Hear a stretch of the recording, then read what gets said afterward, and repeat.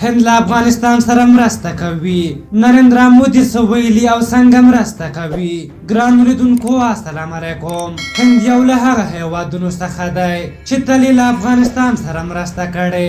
بدبختانه زموږ نورو ګاونډیانو تل موږ ته ستونزې جوړې کړې. پاکستان چې کلونو یې ترهګر وسلې او ځانمرګي راولېږل او دلته یې ډلې ټپلې حمایه کړې او افغانستان یې دې ته پرېنښود چې په ځان بسیا یو نظام ولري. ایران بیا تازه د کورونا وایرس راولېږه.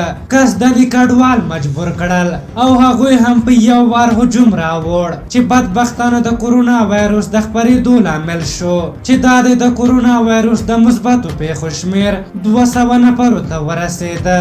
خو تازه هند غواړي افغانستان ته د هوایي دهلیز له لارې خوراکي او طبي مرستې راواردې کړي.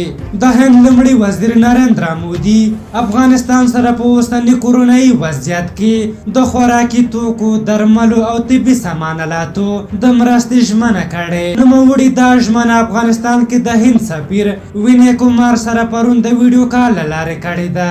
د هند له لوري به ډېر ژر افغانستان ته د هوایي دهلیز له لارې د خوراکي توکو، درملو او طبي آلاتو جوپه راورسیږي. هند د افغانستان سره یو له هغو دوستو هیوادونو څخه دی چې تل یې په سختو حالاتو کې ورسره په بېلابېلو برخو کې مرسته کړې. اوس مهال چې د کورونا وایرس د خپرېدو له امله نړۍ له اقتصادي بحران سره مخ ده او په ځانګړې توګه د بېوزلو هیوادونو وګړي ان لومړنیو خوراکي توکو ته لاسرسی نه لري.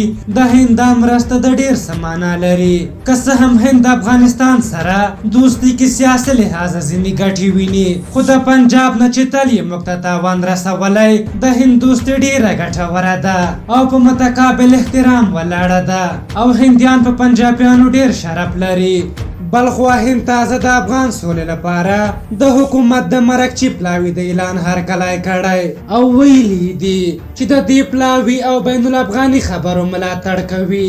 د افغانستان او هند ترمنځ ښې اړیکې چې د مودي او غني په وخت کې خورا پراختیا موندلې هېڅ پاکستان ته د زغملو نه ده او هر وخت پاکستاني چارواکي خپلو بحثونو کې اندېښنه پرېښيي. په هر حال تاسو د دغې موضوع په هکله څه نظر لرئ؟ خپل نظرونه راته په کومنټ کې ولیکئ. که زموږ ویډیو مو خوښه شوې وي ضروري لایک کړئ. تر بلې ویډیو مو په لویه بخښونکي خدای سپارم. د الله په امان.